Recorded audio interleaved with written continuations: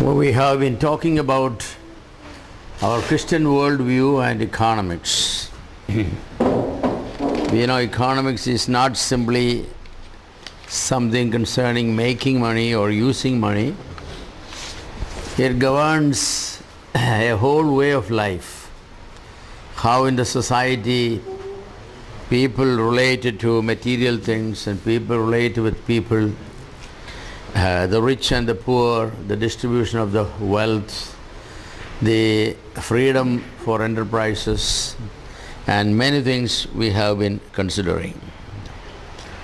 The Bible makes it very clear that poverty is not always the result of exploitation by the rich.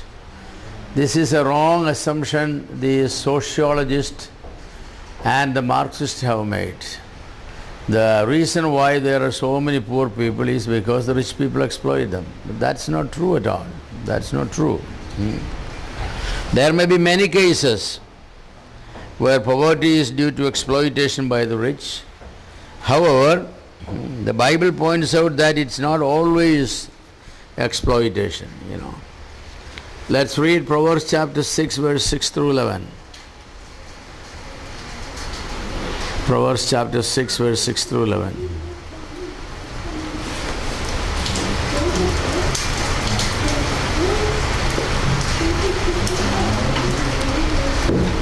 Someone could also read Proverbs 13:4 and Proverbs 24:30 to 34 and 28:19. Somebody read 6 through 11. Go to an ant, O sluggard, observe her ways and be wise, which, having no chief, officer or ruler, prepares her food in the summer and gathers her provision in the harvest. How long will you lie down, O sluggard? When will you rise from your sleep? A little sleep, a little slumber, a little folding of the hands to rest. Your poverty will come in like a vagabond, and your need like an armed man. So why poverty comes? There is no richer to exploit this case. It's because of slothfulness, laziness. There are people who are not prone to work hard and honest. They don't use opportunities. What are we to learn from the ants? The ants use every opportunity to make food. That's what the ants do, The summer provides them plenty of opportunity for food everywhere. The grains will be on the ground, and so you can see the ants very busy. Very few ants will be seen in the summer inside the buildings, but when the winter comes, you can see them all inside because outside it is all wet. So, our poverty will go deeper and deeper if we don't learn these lessons and shape up ourselves. So just to blame that, it's all exploitation, see, they're all becoming rich at the cost of the poor, is not correct. It's not. Proverbs 13, verse 4. The soul of the lazy man desires and has nothing, but the soul of the diligent shall be made rich. The soul of the diligent shall be made rich. Soul of this sluggish man, he desires, but he doesn't work accordingly, So what says that it's not the desire alone that produces, it is honest, consistent, hard work. The rich wants to make money, and the rich are always looking for opportunity to make money. You can see business people, how they make money. Business people are not sitting at home and make money, they are where the money is. There they go, they make money. So blaming somebody is not the solution to the problem. Chapter 24, verses 30 to 34, all similar verses. Proverbs 24, 30 to 34. I went past the field of the sluggard, past the vineyard of the man who lacks judgment. Thorns had come up everywhere, the ground was covered with weeds, and the stone wall was in ruins. I applied my heart to what I observed and learned a lesson from what I saw. A little sleep, a little slumber, holding up the hands to rest, and poverty will come on you like a bandit and scratch you like an armed man. Again, as you pass through the field of a lazy man, what do you see? Thorns and thistles growing. His fences are all broken down. But the diligent one, even though he has less acreage of land, he produces optimum from there. The other man enjoys sleep, A little more sleep, a little more sleep. The truth is that anybody who loves sleep cannot prosper. Whether it is in education, whether it is in spiritual areas, whether it is there. Nobody has become better by sleeping more hours. And of course our body needs sleep. I am not saying that, we don't sleep, but, a healthy person doesn't need more than 6 hours. You know how many hours our politicians are getting sleep? Our prime ministers and all? Very few. Between 2 and 4 hours, they are living for years and years with that sleep. But they sleep those hours, they know how to. Even sitting down somewhere, they can get a very comfortable sound sleep for 5-15 minutes. Most of the people just roll on the bed this way, that way, this way, that way. It takes hour and a half to get to sleep, then it takes another hour and a half to get out of sleep. So 3 hours go right there. Somebody who has trained, in 5 hours they go to sleep. And in 2 minutes they get out. 2 minutes. The others, the alarm goes off, goes off, goes off, goes off. Repeated alarm set and it goes off, goes off, goes off. Then they say that there's something wrong with the alarm,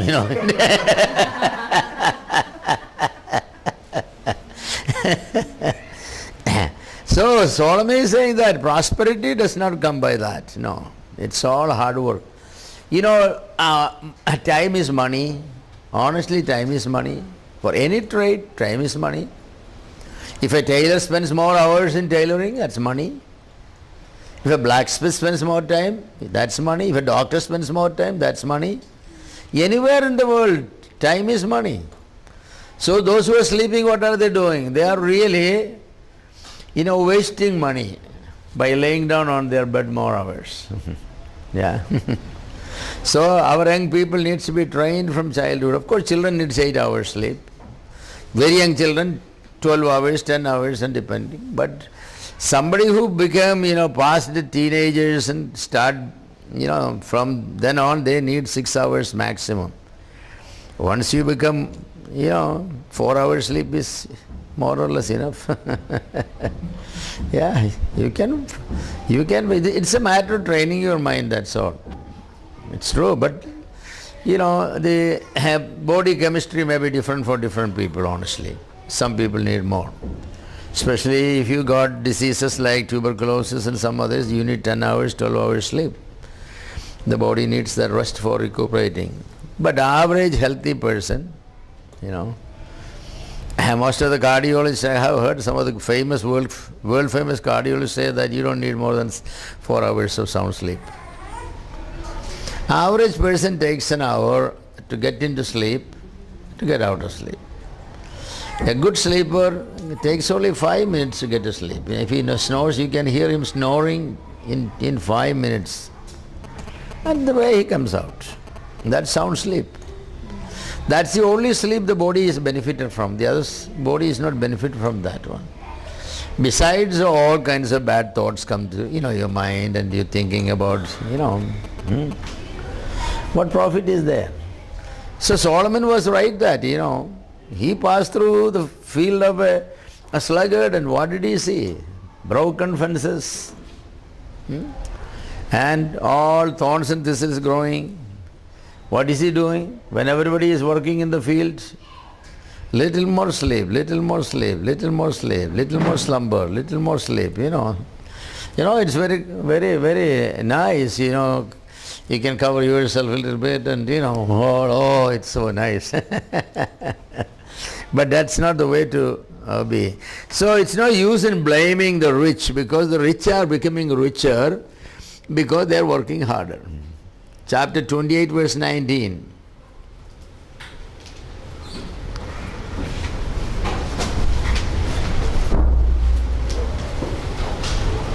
He who works his land will have abundant food, but the one who chases fantasies will have fill of his poverty. Right.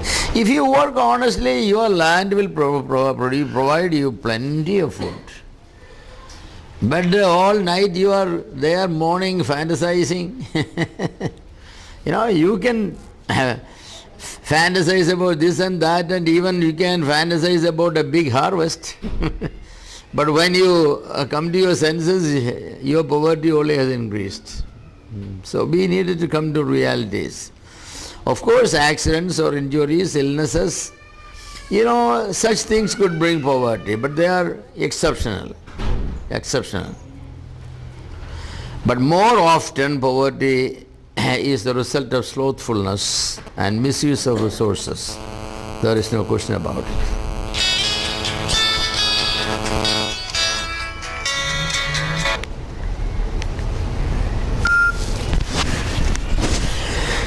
Secondly, in free market system, the wealthy ordinarily create more wealth. That's the principle. Wealthy ordinarily create more wealth in the free market. Why? Because whatever resources they have, they are using it. They are putting into more business.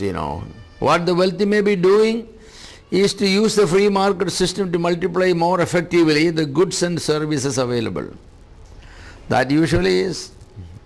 Somebody had one cow, in the free market system you are able to buy the cows you want, so very soon you will see that you have a second cow, a third cow, you have a dairy farm, then you branch out, you may have another one, you have a chicken farm, you have this and that, you start your own meat processing unit, your milk processing unit. That's the way it is. Yes. It's all result of good intelligent planning and hard work. Actually, it's not the capital you need. You don't need capital. These days, anybody can get loan from banks. The problem is, you take the loan, and if you don't know what to do with it, then then the bank will come and get everything, away what you have. But people can take loans. Reliance Industry, the Ambani, original Ambani, what was his name, Yeah, the Ambani, he has borrowed 1 lakh rupees. I have read his biography somewhere. He borrowed 1 lakh rupees from somebody. That was his capital. With that one, he has built this fortune. Yes? With 1 lakh rupees, somebody, gives 1 lakh rupees to somebody else. Money is gone and the man is also gone. That's the situation. So it's the intelligent use of the resources. That's why rich become richer. So the rich people employ their brain and their mind and their money, and begin to produce more. That in turn create more opportunity for rich and poor alike. When free market system work effectively, the gold of the rich will be turned to jobs and goods. This is very true. That's why they say the rich becomes richer because they employ. But intelligently, any hard-working, honest laborer working for this rich man's business enterprise, in all probability in another 5-10 years he will be starting his own business somewhere. Yes. That's the way it is. He will not be working for that person all his life. And that person may not want also to work. I had actually a relation in Kerala. He passed away. He had printing press, one of the early printing press. So he gave job to many people. He will say, I give you job only for 5 years. You have to learn your trade, move out and start your own press.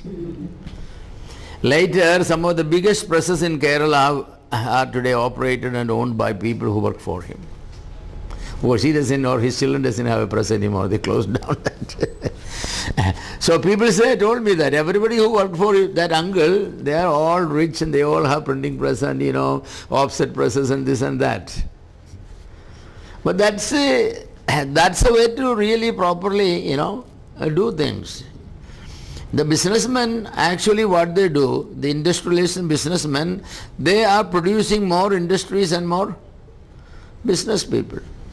You go any part of our town, Oh, the same kind of business are all in one area. All textiles, all jewelry shops, and all leather shops, and all, medical shops. That's the way it is. Medical shops one after one. See, where there is better competition, the sales become better. That's a philosophy. Where the competition is heavier, because you know how to compete, there are classes of people who want certain type of material. Certain rich ones only very, very expensive, clothes. They will get it there. Of course, some people don't know the difference between expensive and other one. They only measure by money. I had a friend who had textile shop. He said some ammachis from very rich families will come and they will give these old times, this, Vashti and Kachamuri and Nehru and all. Ammachi say that this is 200 rupees. I said, don't you have something better? Yeah, Ammachi. So he will go upstairs and bring another one of this, say 400 rupees. Yeah, why didn't show me this one first? Ammachi does not know the difference between the two. Only she measures good things by money. Teaching the business. Yeah, that's a business world. That's business. If Ammachi doesn't want 200 rupees things, we got 400. If that's not enough, we got plenty of 800 ones upstairs. Wherever there is good competition, business, because we have poor people, middle class people, rich people, very rich people, and they're all actually, buyers for different products. We don't produce our own, products, we all buy. So there is market, so have plenty of good competition, They are better. If you find a shop alone there, only one medical store or one jewelry shop, you won't see a crowd there.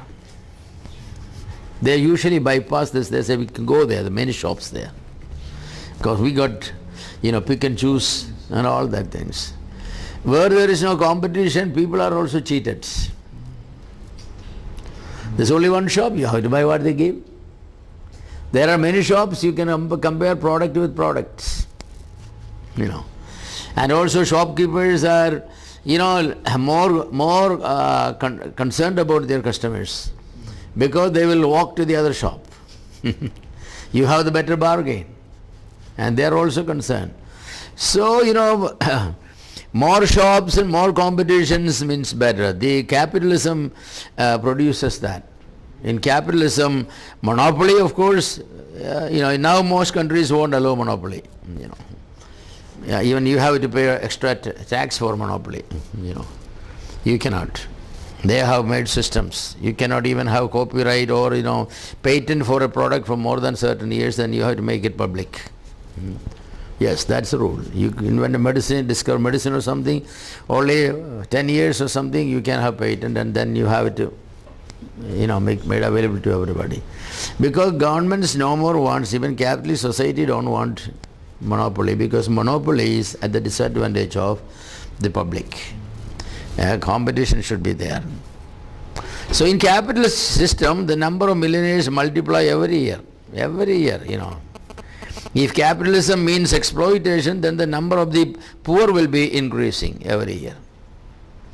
And the rich, the number of millionaires will not be coming, because somebody will be becoming very rich. Because this is all exploiting people. Then the exploiting people is what? You are swallowing the small fishes, and then only one big fish will left. But that's not true, everybody. In India also, the number of millionaires every year, crorepodis. There was a time when we say, lakpodis. It's no more. It's all crorepodis now. Every year increasing, every year. Where is all this money, you may wonder that. Well, some honestly making, some dishonestly, but the fact is, in a society where free enterprise is permitted, there is plenty of room for everybody to grow. Plenty of room for everybody to grow. The poor has more opportunity to expand in free market system. Free market system brings in people who takes greater risk in investing their returns, which in turn provide more opportunity for the poor to expand. Wherever there is a free marketing system, people take risk in investing money. You just watch what all kinds of businesses are coming up. In a socialist system, you won't find that. Even the shops will be selling traditional produces only. Your rice and pulses and all that. But in the free market system, you go to their sections where you have, food items, spices and everything from every country of the world. A big supermarket you go. But otherwise what we used to have, only some Indian curry powder, some chili powder and all that. Now you go, you don't know which one to pick. There's so much. There were only 1 or 2 kinds of oils, but now any oil, anyone, you want rice bran, there are so many companies. You want, corn oil, so many companies. You want olive oil, so many companies. The pure from Italy and from Jerusalem and from so many countries they are importing, and in made 10 gallons, 10 liters or 15 liters, 50 liters. You want, you pick it up. Things are available. Things are available. So competition is very good. In a free system, we only can bring good materials. Everything, I remember the times when, to have a shoe or something, you have to go to a cobbler, they will take measurements and they will, fit one with 25 kilos where you cannot walk with them. But now you go to, you want Italian, you want so many, brand, this and that, anything for cheaper ones or higher prices, you have it there. The free enterprises has opened up our society, So it's so good, I will say. Yes. Most real wealth originates in the minds of individuals in unpredictable and uncontrollable ways. Very interesting, People sit down, think and then come up with the business proposals, Always people are studying markets and project reports are being made. You go to any bank, big bank, there will be a bundle of applications with the new projects. New projects. You never heard about these projects. There are such businesses there. Anything. So that's a free enterprise permits it. In the socialist system, no, government won't allow it. So they won't allow anybody to grow, and if anybody grow, they cannot show their riches outside. They have to, they have to hide it somewhere from the government. Otherwise, the whole question comes. So in socialist economy, the rich are forced to hide their wealth for fear of taxation. The rich hoard their money in foreign banks, in Benami names, stocking up in gold and silver. Money is kept away from circulation. National building up process suffers terribly in the socialistic, economy or the Marxian economy. But in the free enterprise, there's plenty of money available. You allow L&D and other different companies to make roads. Wow, how nice roads they make. Of course, they will take, they will collect money from you.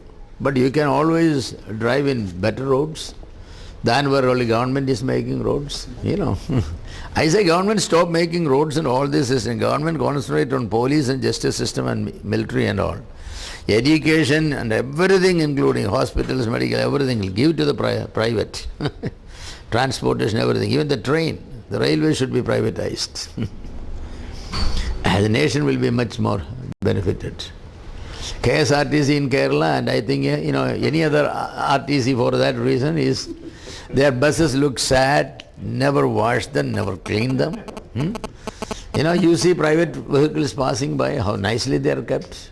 Latest one, whether it is Mercedes-Benz or Volvo or whatever is the latest, they always have it. But the other one, it takes 13 people to operate one bus in Kerala. They're always eating up government money. Every month 5 crores, 10 crores subsidy, government is giving away. It takes only 3 people to operate a private bus. There is a driver, there is a conductor, and there is what they call them, a helper, whatever. That's it. And every year they are buying more and more buses. The reason is only private enterprises can grow. The government has not learned this one. So there is no nation successful with pure socialism in bringing progress. Communism is tested and failed. Socialism is equally a failure. What is every man's property, in essence, is no man's property. Socialism suffers for the lack of honest enthusiasm and initiative to produce effectively. There is a fundamental truth that the socialists ignore. What is the truth? Wealth comes more from the mental creativity and physical hard work fostered by free enterprise than from the resources themselves. I repeat, wealth comes more from the mental creativity and physical hard work fostered by free enterprises than from the resources themselves. Resources are often not natural. They more often come from mental application of ideas and energy to raw materials around us. Land in itself produces only weeds and maybe an occasional something. Land under the guidance of a creative farmer and his hard work yields fruits and vegetables for an entire community. That's the reason why farmers are more successful where large acreage of land they have. Where the acreage is less and less, less production. So freedom and economics. Socialism believes in centralized control, but capitalism believes in free market system. What difference these two systems make?